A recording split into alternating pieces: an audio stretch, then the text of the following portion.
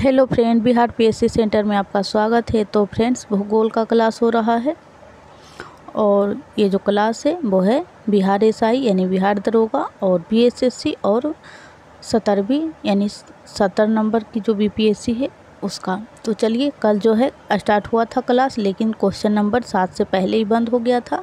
तो वो लेक्चर जो है प्लेलिस्ट में अपलोड है, मतलब प्लेलिस्ट बना हुआ है। तो आज हम क्वेश्चन नंबर 7 से ही स्टार्ट करते हैं। क्वेश्चन नंबर 7, सूर्य के इर्द गिर्द परिक्रमा में निम्न में से कौन ग्रह अधिकतम समय लेता है? यानी कि सूर्य के चक्कर लगाने में सबसे ज़्यादा समय कौन सी ग्रह लेती है? तो क्वेश्चन नंबर 7 का जो राइट आंसर हो जाएगा वो हो जाएगा बृहस्पति। चलते हैं नेक्स्ट पे। यहाँ इसका एक्सप्लेनेशन भी देख लीजिए।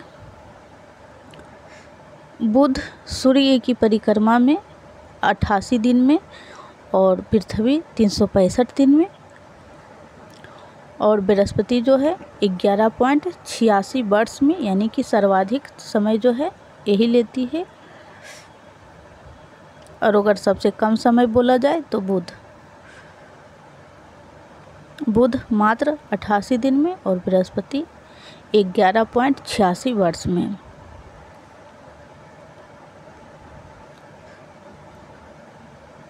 और इससे भी ज़्यादा जो समय लेती है वो शनि है, 29.50 वर्ष। यानी कि अगर इस प्रकार देखा जाए ओवरऑल तो सबसे कम तेज़ चलने वाली ग्रह कौन सी हो जाएगी? शनि। लेकिन यहाँ जो क्वेश्चन था आपका, यहाँ शनि ऑप्शन में नहीं था, इसीलिए बृहस्पति इसका राइट आंसर हो जाएगा।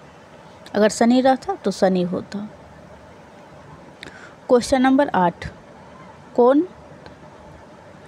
कौन सा ग्रह हरे प्रकाश को उत्सर्जित करता है? तो क्वेश्चन नंबर 8 का जो राइट आंसर हो जाएगा वो हो जाएगा वरुण। वरुण जो है वो हरे प्रकाश उत्सर्जित करता है। चलते हैं नेक्स्ट पे। और ये जो वरुण ग्रह है वो 8वें नंबर का ग्रह है। और वरुण का हल्का नीला रंग अपने ऊपरी वातावरण में मौजूद मीथेन गैस से आता है। यानी ये हल्का जो नीला दिखता है वो मीथेन जो गैस है उससे मतलब दिखता है। चलते हैं नेक्स्ट पे। क्वेश्चन नंबर 9, आकाश का सबसे चमकदार तारा है। तो आकाश का जो सबसे चमकदार तारा है वो है सीरियस। चलते हैं क्वेश्चन नंबर 10,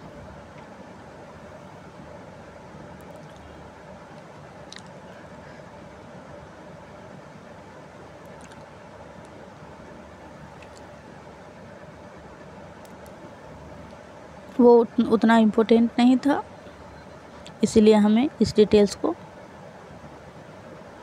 ऐसे आप इसे ज़रूर पढ़ लीजिएगा खुद से, स्क्रीनशॉट ले लें या फिर पॉज कर लें। आप अपने से पढ़ेंगे तो ज़्यादा ध्यान में रहेगी बातें। क्वेश्चन नंबर 10, पृथ्वी का वह यमज नक्षत्र कौन सा है जो अमाप घनत्व और द्रव्यमान में पृथ्वी जैसा दिखाई देता है? यानी आप कह सकते हैं पृथ्वी की जुड़वा बहन। तो इसका जो राइट आंसर हो जाएगा शुक्र। ये क्वेश्चन को घुमा दिया गया है अमाप घनत्व द्रव्यमान आदि इत्यादि को दे करके। अगर सिंपल में पूछा जाए तो पृथ्वी के समान या पृथ्वी जैसी या फिर पृथ्वी की जुड़वा बहनें। चलते हैं नेक्स्ट पे। क्वेश्चन नंबर 11, स्थल मंडल की मोटाई भूकंपीय तरंगों के आधार पर कितनी मापी गई? तो इसका जो राइट आंसर हो जाएगा 100 किलोमीटर। भूकंपीय तरंगे पृथ्वी की आंतरिक परतों व सतह पर चलने वाली ऊर्जा की तरंगें होती है जो भूकंप, ज्वालामुखी विस्फोट, बड़े भूस्खलन, पृथ्वी के अंदर मैग्मा की हिलावट और कम आवृत्ति की ध्वनि ऊर्जा वाले मानवकृत विस्फोटकों से उत्पन्न होती है। स्थल मंडल की मोटाई भूकंपीय तरंगों के आधार पर 100 किलोमीटर मापी गई है। क्वेश्चन नंबर 12, पृथ्वी की आंतरिक संरचना के संबंध में सर्वाधिक महत्वपूर्ण जानकारी का स्रोत क्या है? तो इसका राइट आंसर हो जाएगा भूकंप विज्ञान, क्योंकि भूकंप जब होता है तो अंदर की चीज़ें बाहर आती है।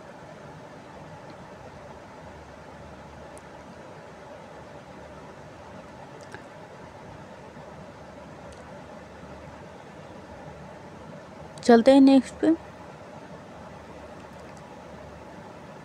भूकंप विज्ञान भौतिक भूगोल की एक प्रमुख शाखा है जिसके अंतर्गत भूकंप का वैज्ञानिक अध्ययन एवं तथ्यपूर्ण विश्लेषण शामिल किया जाता है। फ्रेंड्स, डिटेल्स जो है जो ज़्यादा इम्पोर्टेंट रहेगा, जिसमें तथ्य बहुत सारे रहेंगे, उसी को करवाएंगे, बेफालतू में नहीं करवाएंगे। क्वेश्चन नंबर 13, वह अक्षांश रेखा जिस पर सदैव दिन व रात की अवधि समान रहती है। तो इसका जो राइट आंसर हो जाएगा भूमध्य रेखा। यहाँ पे दिन और रात दोनों ही सामान्य होती है, और अगर आप ध्रुव की ओर जाएंगे तो वहाँ बहुत ही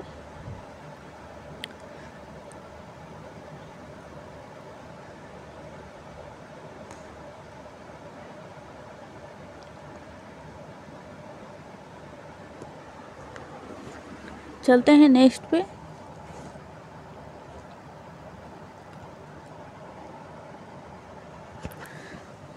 क्वेश्चन नंबर 14, यहाँ पर दिन तथा रात एक समान होती है। तो ये सेम ही क्वेश्चन है फ्रेंड्स, भूमध्य रेखा। क्वेश्चन नंबर 15, अंतर्राष्ट्रीय तिथि रेखा 180 डिग्री देशांतर से कितनी बार विचलित होती है? तो 4 बार विचलित होती है फ्रेंड्स। और बिहार एसआई के अगर आप स्टूडेंट हैं तो प्रैक्टिस सेट का क्लास हो रहा है, 3 प्रैक्टिस सेट कंप्लीट हो चुका है और उसका प्लेलिस्ट भी बना हुआ है, तो आप उसे ज़रूर देखें। और मॉडर्न हिस्ट्री, प्राचीन इतिहास और पॉलिटिकल साइंस तीनों का क्लास चैप्टर वाइज हो रहा है फ्रेंड्स, तो आप ज़रूर देखें। चलते हैं नेक्स्ट। क्वेश्चन नंबर 16, भूपृष्ठ का कितना प्रतिशत भाग अवसादी शैलों से ढका है? तो क्वेश्चन नंबर 16 का जो राइट आंसर होगा 75%। भूपृष्ठ का कितना प्रतिशत भाग अवसादी शैल से? तो 75%।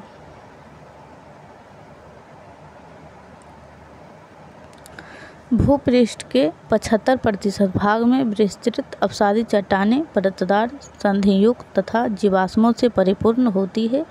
ये संगठित, असंगठित या ढीली किसी भी प्रकार की हो सकती है। इसमें अपरदन का प्रभाव शीघ्र होता है। क्वेश्चन नंबर 17, निम्नलिखित में से कौन कायांतरित शैल है? यानी जो परिवर्तित, यानी अपना काया मतलब परिवर्तन कर ले। तो कायांतरित जो शैल हैं वो हैं संगमरमर।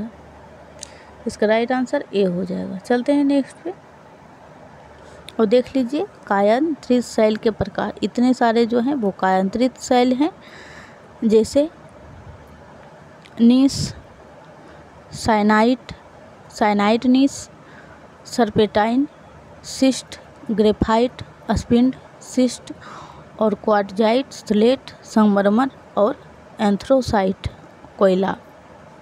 इतने जो हैं वो कायांतरित शैल के प्रकार हैं। चलते हैं नेक्स्ट पे। क्वेश्चन नंबर 18, सुनामी किस भाषा का शब्द है? तो सुनामी जो भाषा का शब्द है वो है जापानी।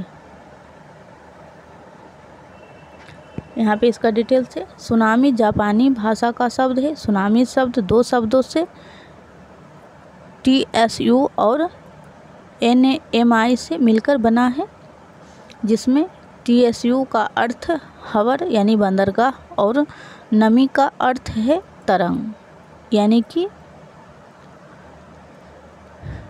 बंदरगाह तरंग,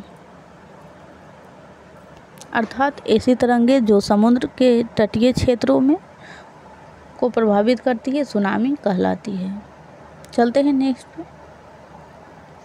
क्वेश्चन नंबर 19, पृथ्वी की पपड़ी की ठोस चट्टानों के नीचे जो पिघला हुआ पदार्थ होता है जो कभी कभी ज्वालामुखी के उद्गार के साथ धरती के ऊपरी तल पर आ जाता है उसे क्या कहते हैं? तो उसे कहते हैं मैग्मा।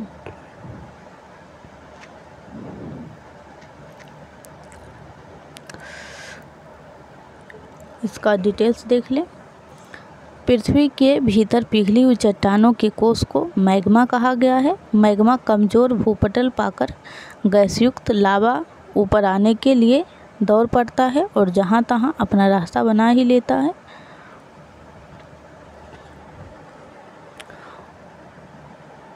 यहाँ एक मिनट फ्रेंड्स, इसको थोड़ा ऊपर करने के बाद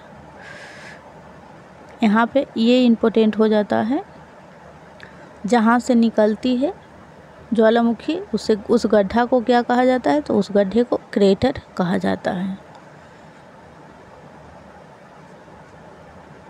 चलते हैं नेक्स्ट पे, देख लें अच्छा, मुंह पर गड्ढा हो जाता है उसे क्रेटर ज्वालामुखी। क्वेश्चन नंबर 20, निम्नलिखित में से किसे भूमध्य सागर का लाइट हाउस कहते हैं? ये पूछा हुआ क्वेश्चन है। तो सिसिली का अस्ट्राम्बोली ज्वालामुखी का नाम है और सिसिली द्वीप पर है। चलते हैं नेक्स्ट पे। और अस्ट्राम्बोली जो है एक सक्रिय ज्वालामुखी है, सिसिली के उत्तर में लिपरी द्वीप पर स्थित है और ये भूमध्य सागर का प्रकाश स्तंभ कहते हैं इसे। चलते हैं नेक्स्ट पे। क्वेश्चन नंबर 21, निम्नलिखित में से किस प्रकार के ज्वालामुखी की आकृति गोभी के फूल जैसी होती है? तो इसका राइट आंसर हो जाएगा वल्केनियन तुल्य।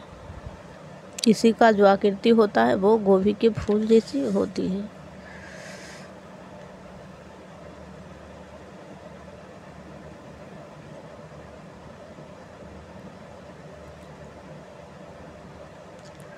चलते हैं नेक्स्ट पे, इसमें कोई तथ्यात्मक चीज़ नहीं थी।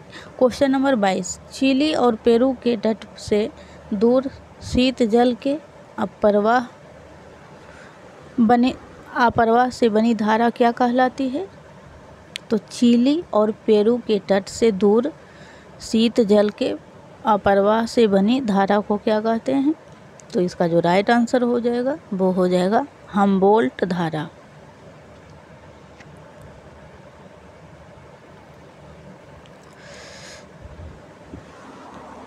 पेरू धारा प्रशांत महासागर में बहने वाली एक ठंडे जल की महासागरीय धारा है। पेरू होगा फ्रेंड, यहाँ पेरू लिखा हुआ है, प्रशांत महासागर का ध्यान दीजिएगा।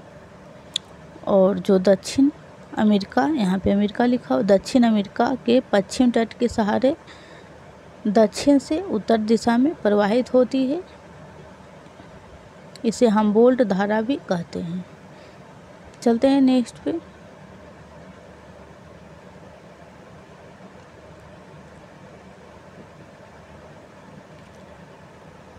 ये क्वेश्चन रॉन्ग लिखा हुआ है तो उसे स्किप कर देते हैं। क्वेश्चन नंबर 24, ग्रीष्म ऋतु में उच्च अक्षांशों में महासागरीय जल की लवणता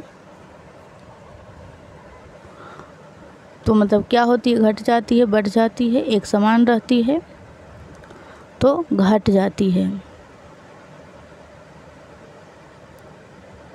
चलते हैं नेक्स्ट पे।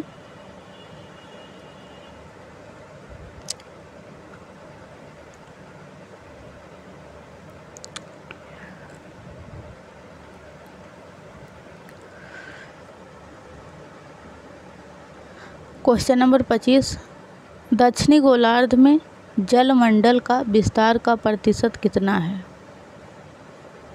ध्यान दीजिएगा, दक्षिणी गोलार्ध में जलमंडल जो है वो विस्तार कितना प्रतिशत है? तो 80.9%।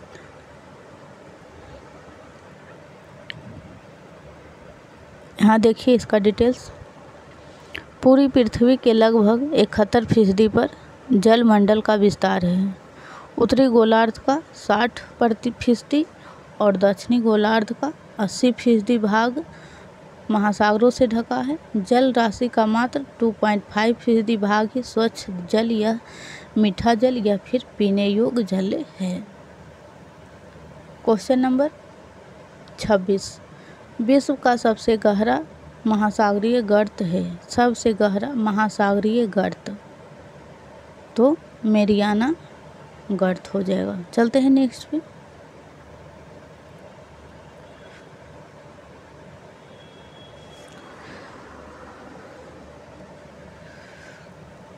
क्वेश्चन नंबर 27, असाधारण रूप से उच्च एवं निम्न ज्वार जो अमावस्या व पूर्णिमा को, जबकि सूर्य, चंद्रमा और पृथ्वी लगभग संरेखित हो आते हैं, उन्हें क्या कहते हैं?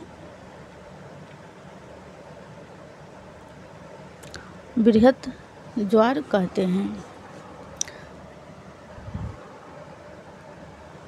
ये जो है अमावस्या या फिर पूर्णिमा को ही आते हैं। जब और कब आते हैं, कैसी स्थिति बनती है तो सूर्य, चंद्रमा और पृथ्वी लगभग संरेखित हो जाते हैं, यानी एक ही लाइन पे, तभी बृहत ज्वार या फिर स्प्रिंग ज्वार आता है। चलते हैं नेक्स्ट पे। अमावस्या या पूर्णिमा और नए चांद के समय चंद्रमा और सूर्य एक रेखा में आ जाते हैं। उस समय एक बहुत अधिक मान का गुरुत्वाकर्षण पैदा होता है जो कि स्प्रिंग टाइड कहलाता है, यानी बृहत ज्वार कहलाता है। Question number 28। और फ्रेंड्स, आज का जो लेक्चर होगा वो 30 तक ही होगा क्वेश्चन, फिर कल आगे होगा।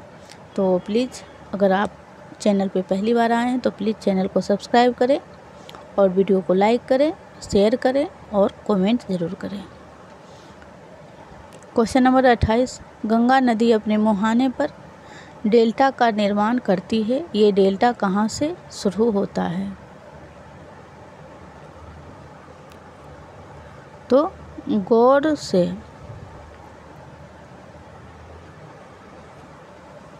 चलते हैं नेक्स्ट पे।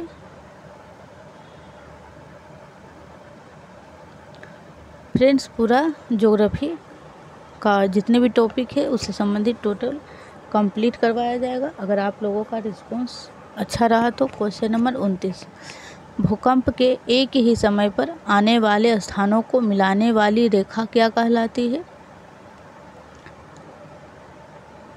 तो इसका राइट आंसर हो जाएगा होमोसिस्मल। भूकंप के एक ही समय पर आने वाली स्थानों को मिलाने वाली रेखा को। चलते हैं। होमोसिस्मल, भूकंप के एक ही समय आने वाले स्थानों को मिलाने वाली रेखा को। क्वेश्चन नंबर 30, दक्षिण आल्प्स पर्वत श्रेणी कहाँ स्थित है? तो दक्षिण आल्प्स पर्वत श्रेणी जो स्थित है वो है न्यूजीलैंड में। तो आज के लिए फ्रेंड्स इतना ही, फिर मिलते हैं कल।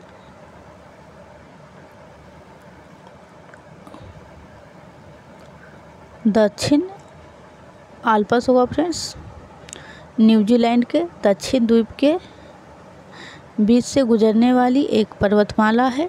उत्तर दक्षिण दिशा में चलने वाली इस श्रृंखला में न्यूजीलैंड का सबसे ऊंचा पर्वत 3724 मीटर लंबा कुक पर्वत, जिसे आओराकी भी कहते हैं, स्थित है। इसके अलावा इसी पर्वतमाला में 16 अन्य जो कि 3000 मीटर से ऊंचे शिखर भी हैं और इस श्रृंखला में हजारों हिमानियाँ यानी ग्लेशियर पाई जाती है।